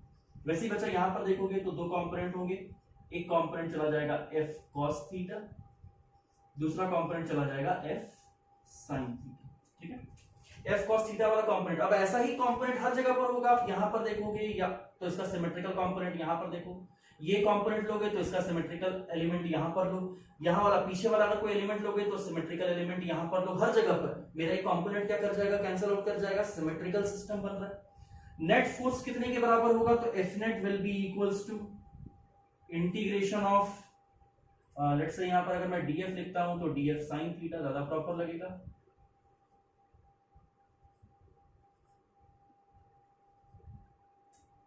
It will be integration of df sin theta. What will be the value of df? df कितने के बराबर होगा? तो df is equals to I dl cross b. It will be equals to I dl cross b. अच्छा, यानी कि I dl into b साथ में sin 90 डिग्री। 90 डिग्री क्यों? ध्यान से देखो, करंट अंदर की तरफ जा रहा है, मैग्नेटिक फील्ड इस प्लेन में है, दोनों के बीच में एंगल कितना होगा? sin 90, यानी कि what is the value of df? df is equals to I dl into b। वही चीज यहां पर प्लेस करते हैं, integration of I dl into b साथ में sin। अब यहां पर dl और sin थीटा दो चीज है, तो ध्यान से देखो मन में, क्या थीटा और dl दोनों वेरिएबल है या एक चीज कांस्टेंट है? बच्चा थीटा कांस्टेंट है। क्यों? देखो किसी भी पॉइंट का एलिमेंट लेकर है, ध्यान से देखना, ये एक्सिस है, वाई एक्सिस है, वाई एक्सिस से इस रिंग का कोई भी पॉइंट ले लो, सारा पॉइंट कितना एंगल बना रहा होगा? थीटा ही एंगल बना रहा होगा, यानी कि sin थीटा इज कांस्टेंट। तो बच्चा F net का वैल्यू कितने के बराबर होगा? F net will be equals to I b sin theta integration of dl, यानी कि F net will be equals to I b। What is the value of sin theta? sin theta is perpendicular by hypotenuse. Perpendicular कितना है बच्चा? A. Hypotenuse कितना है बच्चा? Root over of A square plus D square. This is the hypotenuse. साथ में what is the DL का integration? It is equals to 2 pi a, यानी कि मेरा आंसर क्या हो गया, I B into 2πa² by root over of a² plus b²। This is my answer. कैसा है, वेरिएबल मैग्नेटिक फील्ड था तो एलिमेंट लेकर के सोचना पड़ेगा। एलिमेंट लेने के बाद क्या सोचेंगे, सिमेट्रिकल सिस्टम है या नहीं। अगर सिमेट्रिकल हुआ तो खुदा ना खास्ता दो एलिमेंट लेकर के सोचेंगे सिमेट्रिकली ऑपोजिट साइड में, ताकि एक कंपोनेंट क्या कर जाए, कैंसिल। 99% केसेस में कैंसिल करता है अगर सिमेट्रिकल कंपोनेंट होंगे तो, ऑब्वियस सी बात है। आगे बढ़ेंगे, सॉल्व किया मैंने तो DF sine theta net resultant निकाला था, नेट रिजल्टेंट मिल गया हमें। तो अगर मुझसे कोई पूछता है कि एफ नेट का डायरेक्शन क्या होगा, it will be equals to minus j. क्या माइनस जे? क्या आपको फोर्स किधर लग रहा है, डाउनवर्ड डायरेक्शन में।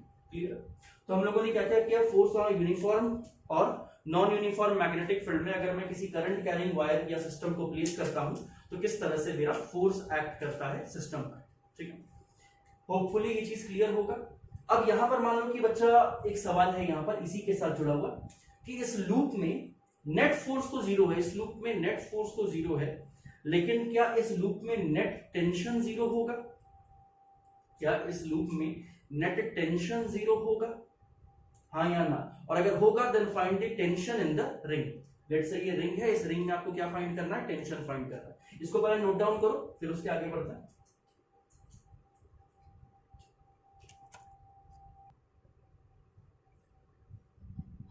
नेक्स्ट क्वेश्चन है कि मान लीजिए मेरे पास कोई लूप है, इस लूप को मैंने मैग्नेटिक फील्ड में प्लेस कर दिया, यूनिफॉर्म मैग्नेटिक फील्ड है।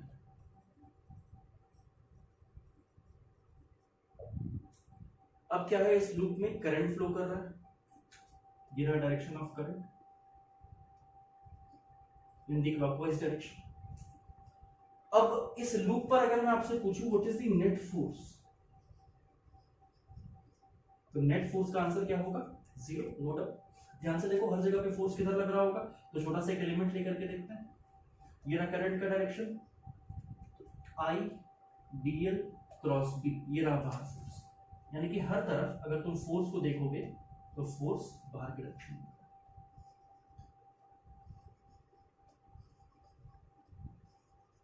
यानी कि नेट फोर्स तो बच्चा जीरो है जो कि दिख रहा है, लेकिन ये सिस्टम क्या करना चाहेगा, एक्सपैंड होना चाह रहा है। ये फोर्स के चलते ये सिस्टम क्या करना चाह रहा है, एक्सपैंड करना चाह रहा है।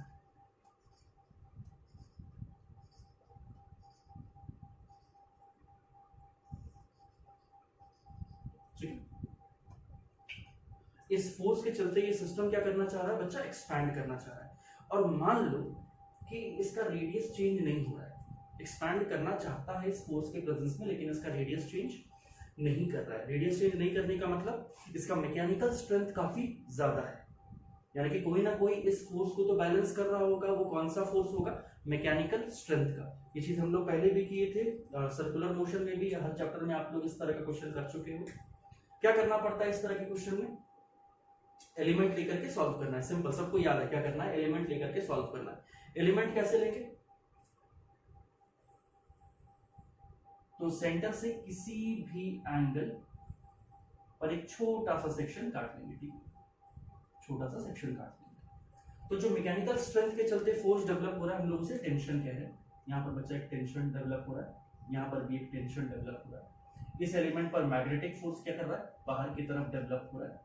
तो ये टेंशन का जो कंपोनेंट है ये क्या करेगा, इस फोर्स को बैलेंस कर रहा है। ठीक है, ठीक सिस्टम। अगर एक्सपैंड करना चाहता है, आप एक्सपैंड नहीं हो रहा है, एक्सपैंड करना चाहता है और एक्सपैंड नहीं हो रहा है, यानी कि सिस्टम का मैकेनिकल स्ट्रेंथ उसे रोका हुआ है। और मैकेनिकल स्ट्रेंथ यानी कि बेसिकली टेंशन डेवलप हो रहा है रिंग में, उसी टेंशन के वैल्यू को कैलकुलेट करना है। तो लेट्स से यहाँ पर जो मैं एंगल यहाँ पर ले रहा हूँ, ये एंगल कितने के बराबर है, 2d थीटा। याद आ जाएगा आप लोग सबको कैसे सॉल्व करना, 2d थीटा। इसको इलाज करते हैं बच्चों।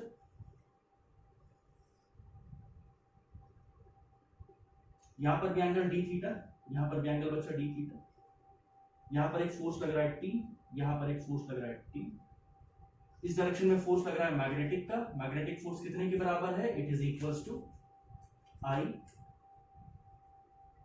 इनटू व्हाट, जो इसका एलिमेंट लग रहा है, एलिमेंट कितने के बराबर है, तो R D theta, sorry R into 2d theta into what, D, R into 2d theta into d, this is the arc length। बहुत छोटा, D theta is a very small angle. यहां पर बच्चा टेंशन टी डेवलप हो रहा है, यहां पर भी टेंशन टी डेवलप हो रहा है। अब क्या करेंगे, टेंशन के दो कंपोनेंट्स की बात करते हैं। यहां पर एक टेंशन का कंपोनेंट चला गया, ये D theta 90 minus D theta, ये एंगल चला गया डी थीटा, ये भी एंगल चला गया डी थीटा। तो ये आपका बन गया टी कॉस डी थीटा, ये बन गया टी साइन डी थीटा। वैसे यहां पर बन गया टी कॉस डी थीटा, ये बन गया टी साइन डी थीटा।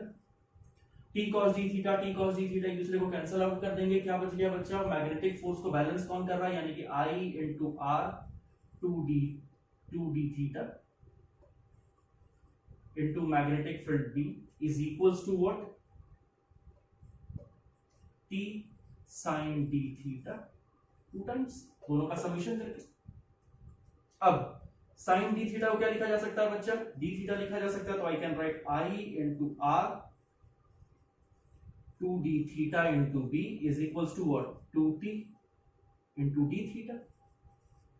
ये डी थीटा कैंसिल आउट कर गया, 2 से 2b कैंसिल आउट कर गया। टेंशन कितने के बराबर आ गया बच्चा, it is equals to bi r। This is the tension developed in the ring. जैसे कि हम लोग क्या बोलते हैं, ऐसा सोचो सिस्टम में कि एक रॉड है जिसको आप हीट कर रहे हो, तो वो इलोंगेट होना चाहता है। अगर आप उसे फ्रीली इलोंगेट होने दे दोगे, तो क्या स्ट्रेस डेवलप होगा? बिल्कुल नहीं, स्ट्रेस डेवलप नहीं होगा। कब स्ट्रेस डेवलप होगा सिस्टम में, जब वो इलोंगेट होना चाहता है, फिर भी आप एक्सटर्नल सिस्टम या एक्सटर्नल इफेक्ट के चलते उसे इलोंगेट होने नहीं दे रहे हो, तब उसमें क्या डेवलप हो जाएगा, स्ट्रेस डेवलप होगा। समझ में आ रही है बात। अगर एक रॉड है, उसे हीट कर रहे हो, वो इलोंगेट होना चाहता है और उसे आपने फ्रीली इलोंगेट होने दिया, तो कोई स्ट्रेस डेवलप नहीं होगा। लेकिन अगर आप उसे इलोंगेट होने से रोक रहे हो या पार्शियली इलोंगेट होने दे रहे हो, तो उसमें क्या डेवलप हो जाएगा, स्ट्रेस डेवलप होगा। बिल्कुल उसी तरह का सिस्टम है। ये क्या करना चाहता है, एक्सपैंड करना चाहता है, लेकिन फिर भी अगर एक्सपैंड नहीं कर रहा है तो किसके चलते, जो स्ट्रेस इस सिस्टम में, या फिर जो टेंशन, जो मैकेनिकल स्ट्रेंथ डेवलप है, या फिर जो मैकेनिकल स्ट्रेंथ है सिस्टम का, वो इसको इलोंगेट होने से रोका हुआ है। सिस्टम में स्ट्रेस डेवलप्ड है, टेंशन डेवलप्ड है। तो टेंशन कैसे कैलकुलेट करते हैं बच्चा, ये टेंशन कैलकुलेट करने का तरीका सर्कुलर सिस्टम में आपने इलेक्ट्रोस्टैटिक में भी किया होगा, हम लोगों ने वेव्स में भी ऐसा ही थोड़ा सिस्टम देखा था, हम लोगों ने फ्लूइड मैकेनिक्स में भी ऐसा सिस्टम देखा था। तो इस तरह का सिस्टम जो नॉर्मल है, इसको याद रखने का, कॉपी डाउन करो।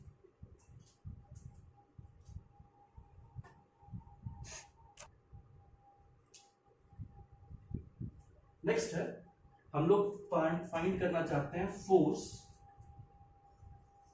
एक्टिंग किसके चलते, two parallel long infinite current carrying wire के चलते। मान लीजिए बच्चा, मेरे पास दो long infinite current carrying wire है, एक में करंट I1, दूसरे में करंट I2 फ्लो कर रहा है। दोनों के बीच का सेपरेशन क्या है, D। इसका रिजल्ट हमें याद रखना है, ठीक है, इसका रिजल्ट हमें डायरेक्टली याद रखना है। तो दो करंट कैरिंग वायर है, दोनों के बीच का सेपरेशन D है, दोनों में I1 I2 सेम डायरेक्शन में करंट फ्लो कर रहा है। मुझे फाइंड करना है फोर्स पर यूनिट लेंथ। क्या फाइंड करना है बच्चा, फोर्स पर यूनिट लेंथ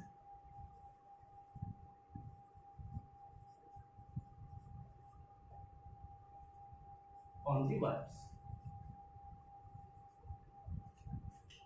तो लेट्स से एक वायर का नाम A लेता हूं, दूसरे वायर का नाम B लेता हूं। तो B वायर पे फोर्स कौन लगा रहा होगा, A लगा रहा होगा, और A पर फोर्स कौन लगाएगा, B लगाएगा। तो अगर मान लो मैं इसका एक छोटा सा सेक्शन कंसीडर करूं, मान लो मैंने इसका एक छोटा सा सेक्शन DL कंसीडर किया, एक छोटा सा सेक्शन DL कंसीडर किया, ठीक है। इस DL सेक्शन पर मैग्नेटिक फील्ड किसके कारण लग रहा होगा बच्चों, करंट तो दिख रहा है मुझे, ये डायरेक्शन ऑफ करंट है, लेकिन मैग्नेटिक फील्ड किसका चाहिए होगा, I1 का चाहिए होगा। तो यहां पर अगर मैं फोर्स लिखना चाहता हूं DF, इस एलिमेंट पर फोर्स लिखना चाहता हूं DF, तो DF will be equals to I किसका, वायर B का, I किसका, वायर B का, into what, DL cross magnetic field किसके चलते, मैग्नेटिक फील्ड A के चलते, ठीक है। यानी कि अगर मैं DF को लिखना चाहूं प्रॉपर्ली, तो DF कितने के बराबर होगा, IB का वैल्यू कितना है बच्चा, I2 into DL cross magnetic field due to A। What is magnetic field due to a, magnetic field a के चलते कितना है, तो magnetic field due to a यहां पर लिख सकते हैं, it will be equals to mu naught I1 by 2 pi d, and what is the direction, तो डायरेक्शन के लिए Biot Savart law, IDL cross R, IDL cross R यहां पता करना है ना, आर डिस्टेंस पर पता करना है, आईडीएल क्रॉस आर अंदर के डायरेक्शन में, this is the direction of magnetic field. देखो डीएल ऊपर की तरफ, मैग्नेटिक फील्ड अंदर की तरफ, यहां पर दिखा रहा हूं, this is the direction of magnetic field. तो बच्चा डीएफ कितने के बराबर हो जाएगा, it will be equals to I2, DF का मैग्नीट्यूड कितने के बराबर हो जाएगा, it is equals to I2 into what, DL, what is the magnetic field, mu naught I1 by 2 pi d। साथ में एंगल क्या है, तो मैग्नेटिक फील्ड और डीएल के बीच में एंगल कितना है, sin 90, यहां पर लिख दिया sin 90, यानी कि बच्चा डीएफ, देखो वेक्टर नहीं मैग्नीट्यूड की बात कर रहा हूं, पर यूनिट लेंथ कितने के बराबर होगा, it is equals to mu naught I1 I2 by 2 pi d, mu naught I1 I2 by 2 pi d। और इस फोर्स का डायरेक्शन क्या होने वाला है, तो IDL sorry DL cross B, DL cross B, DL ऊपर मैग्नेटिक फील्ड अंदर, ये आ गया मैग्नेटिक फोर्स, जो डीएफ लग रहा होगा वो इस डायरेक्शन में लग रहा होगा, और फोर्स पर यूनिट लेंथ का वैल्यू कितना है, mu naught I1 into I2 by 2 pi d। वैसे ही बच्चा अगर इस पर निकालना चाहोगे तो इस पर फोर्स कितना लग रहा होगा, अट्रैक्ट, यानी कि अगर दो वायर्स हैं जो सेम डायरेक्शन में करंट कैरी कर रहे हैं, दो वायर्स हैं जो कि सेम डायरेक्शन में करंट कैरी कर रहे हैं, तो ये क्या करते हैं, एक दूसरे को अट्रैक्ट करते हैं, वैसे ही they both will attract each other, both will attract each other. और किस फोर्स से, मैं पर यूनिट लेंथ की बात कर रहा हूं क्योंकि infinite long current carrying wire है, तो किस फोर्स पर यूनिट लेंथ से अट्रैक्ट करते हैं, तो mu naught I1 I2 by 2 pi d, d is the separation between the wires. वैसे ही बच्चा अगर मान ले मेरे पास कोई दो वायर्स हैं जो कि ऑपोजिट डायरेक्शन में करंट कैरी कर रहे हैं, ऑपोजिट डायरेक्शन में करंट कैरी कर रहे हैं I1 और I2, तो क्या होगा, they will repel each other, they will repel each other, both will repel each other,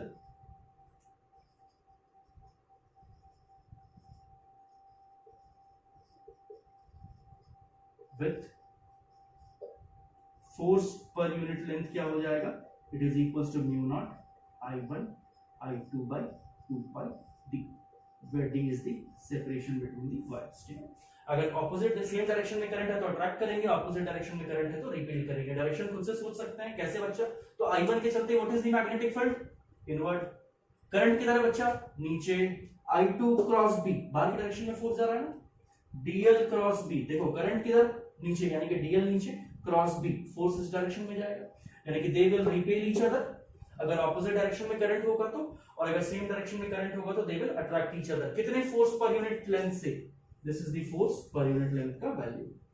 ठीक है, नोट डाउन करो इसको। इस पर एक बढ़िया क्वेश्चन करते हैं इंटीग्रेशन का।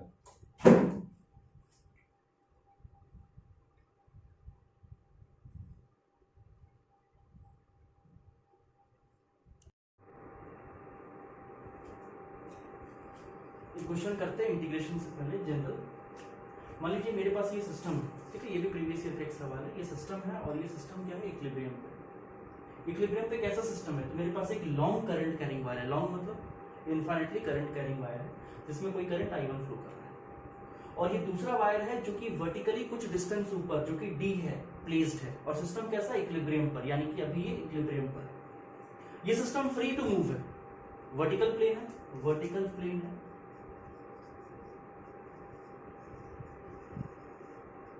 यानी कि सिस्टम क्या है, फ्री टू मूव है, लेकिन फिर भी इक्विलिब्रियम पे। इक्विलिब्रियम पे है मतलब इस पर नेट फोर्स जीरो होगा, ये तो फिक्स्ड है, ये तो कहीं मूव नहीं कर सकता, लेकिन ये अगर इक्विलिब्रियम पे है तो इस पर नेट फोर्स जीरो लगने वाला होगा। ठीक है, बोलता है कि इस सिस्टम का टाइम पीरियड निकालिए, इस सिस्टम का टाइम पीरियड निकालिए। तो सबसे पहला टाइम पीरियड किसका, जनरली चेक करेंगे, अगर एसएचएम हुआ या फिर ऑसिलेशन हुआ तभी टाइम पीरियड की बात कर सकता है, या तो एसएचएम होगा या तो ऑसिलेशन होगा। एसएचएम कैसे प्रूव करते हैं, तो एसएचएम देखने के लिए क्या करना पड़ेगा, ये सिस्टम स्टेबल है या नहीं।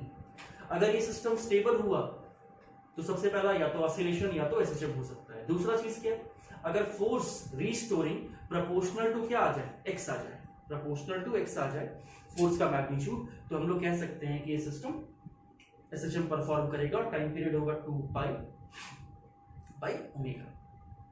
कोई दिक्कत नहीं, इसमें प्रोसीड करते हैं। तो सबसे पहले इस सिस्टम को एनालाइज करते हैं। इसमें कुछ नहीं बोला, लेकिन ये प्लेन में ये दिख रहा है कि दो वायर्स हैं और दोनों वायर्स में क्या है, करंट है, वो भी ऑपोजिट डायरेक्शन में। इसका मतलब क्या है, करंट अगर ऑपोजिट डायरेक्शन में है मतलब इस पर एक फोर्स लग रहा होगा ऊपर के डायरेक्शन में, एक फोर्स लग रहा होगा ऊपर के डायरेक्शन में, रिपेल करेगा एक दूसरे को।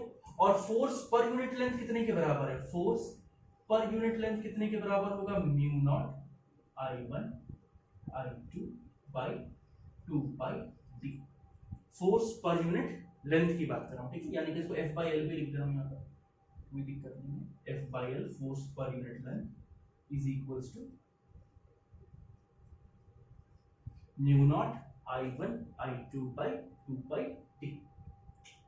अब यार इसको बैलेंस करने के लिए कौन आ रहा होगा, तो बैलेंस करने के लिए नीचे के डायरेक्शन में, भले मास के बारे में कुछ नहीं बोला है, लेकिन एक mg फोर्स आ रहा होगा। हाँ यार, अब दिक्कत क्या है कि दोनों को बैलेंस कैसे करेंगे, तो फोर्स पर यूनिट लेंथ है और ये फोर्स है, बैलेंस नहीं कर सकते। ध्यान देना, बहुत बार ऐसा मिस्टेक हो जाता है, ये फोर्स पर यूनिट लेंथ का वैल्यू है, फोर्स का वैल्यू नहीं है, और यहां पर आपने फोर्स लिखा है, तो यहां पर भी क्या लिखेंगे, mg/l, तभी इक्वेट कर पाएंगे। यानी कि मैं लिख सकता हूं कि mu naught I1 I2 by 2πd is equals to lambda into g। What is lambda? Lambda is mass per unit length। अगर ऊपर फोर्स पर यूनिट लेंथ से इक्वेट करना है तो नीचे भी किसको इक्वेट करेंगे, फोर्स पर यूनिट लेंथ को। तो भाई m/l को मैं लिख रहा हूं lambda, m/l is represented as lambda। This is the equation of equilibrium। This is the equation of equilibrium। Equilibrium का इक्वेशन इंपॉर्टेंट है क्योंकि फोर्स के इक्वेशन में इसका यूज पड़ेगा कैंसिल करने के लिए। आगे बढ़ते हैं। अब मान लो कि मैं क्या कर रहा हूं, इसको थोड़ा सा स्लाइटली नीचे लेके जा रहा हूं, इस सिस्टम को थोड़ा सा स्लाइटली नीचे लेके आया by a distance of x, and x is very very small, x is very very small, ठीक है। x डिस्टेंस से नीचे लेके आए, तो x डिस्टेंस से नीचे लाने पर फोर्स बढ़ेगा या घटेगा, सोचो ध्यान से, फोर्स बढ़ेगा या घटेगा, तो mg/l का वैल्यू तो सेम रहेगा, लेकिन हाँ d का वैल्यू जो है वो रिड्यूस कर जाएगा। d का वैल्यू जैसे ही रिड्यूस करेगा यानी कि ये फोर्स पर यूनिट लेंथ इंक्रीज कर जाएगा, यानी कि इस पर एक फोर्स लगेगा अपवर्ड डायरेक्शन में, नेट फोर्स लगेगा अपवर्ड डायरेक्शन में, यानी कि रीस्टोरिंग नेचर का। इक्विलिब्रियम पोजीशन से नीचे शिफ्ट करोगे तो नेट फोर्स लग रहा है ऊपर के डायरेक्शन में। हाँ या ना बच्चा, एफ नेट कितने के बराबर लिखा जा सकता है, तो एफ नेट लिखा जा सकता है, किधर लग रहा है, ऊपर के डायरेक्शन में, कितने के बराबर होगा, तो ये हो जाएगा mu naught I1 I2 by 2π into d minus x minus lambda g, and this force net is providing mass into acceleration। लेकिन ध्यान से देखो यार, यहां पर मुझे फोर्स नेट लिखना चाहिए या फोर्स पर नेट पर यूनिट लेंथ लिखना चाहिए, पर यूनिट लेंथ, क्योंकि यहां पर फोर्स पर यूनिट लेंथ, यहां पर फोर्स पर यूनिट लेंथ, तो बच्चा यहां पर भी फोर्स पर यूनिट लेंथ लिखना चाहिए, यानी कि लैम्डा इंटू ए। तो मेरा जो जनरल इक्वेशन आया वो क्या आया, lambda into A is equals to mu naught I1 I2 by 2π into d minus x minus lambda into g. सही है सर। अभी सॉल्व करना स्टार्ट करते हैं।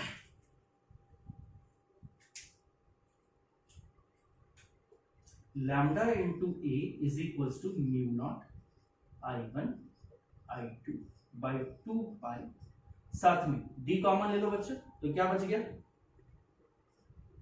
1 माइनस एक्स बाई डी, ठीक है। और इसी को फिर मैं क्या कर रहा हूं, ऊपर लेके चला जा रहा हूं, याद है हमें ये सब टर्म, तो 1 minus X by D to the power -1 minus lambda into G. Binomial लगा सकते हैं, हाँ बाइनोमियल लगा सकते हैं, तो बच्चा इसी इक्वेशन को क्या लिखा जा सकता है, mu naught I1 I2 by 2π d minus minus plus plus mu naught I1 I2 by 2π x by D square minus lambda into G. ध्यान से देखो, mu naught I1 I2 by 2 pi D बराबर लैम्डा इंटू जी। ये दोनों क्या कर गया बच्चा, कैंसिल आउट कर गए।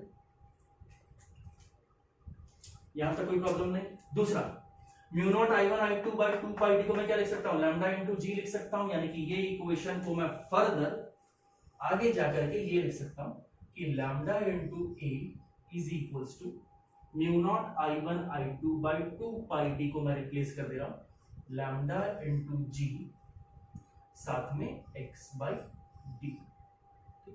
लैम्डा से लैम्डा क्या कर गया, cancel out. a is equals to क्या आ गया बच्चा, g by D into X. बोलोगे सर माइनस साइन क्यों नहीं आया, क्योंकि मैंने पहले ही रीस्टोरिंग फोर्स लिखा है। एफ नेट इक्विलिब्रियम के डायरेक्शन में, एफ नेट इक्विलिब्रियम के डायरेक्शन में मुझे पता है कि सिस्टम किधर जाएगा, ऊपर जाएगा, तो माइनस साइन नहीं आएगा। पहले से ही पता है कि हम लोग किसके बारे में बात कर रहे हैं, रीस्टोरिंग फोर्स के बारे में बात कर रहे हैं। माइनस साइन क्यों आता था, ये बताने के लिए कि फोर्स रीस्टोरिंग नेचर का, लेकिन हमें पता है कि फोर्स रीस्टोरिंग नेचर का होगा, तो इसलिए यहां पर हम लोगों ने डायरेक्टली क्या लिखा, upward force minus downward force, इसलिए यहां पर नेगेटिव साइन नहीं आया। अगर हम लोग टाइम पीरियड पता करना चाह रहे हैं बच्चा, तो ओमेगा का वैल्यू कितना आएगा, root over of G by D, and time period will be equals to 2 pi root over of D by G. ठीक है, कॉपी कर लो बच्चा इस क्वेश्चन को।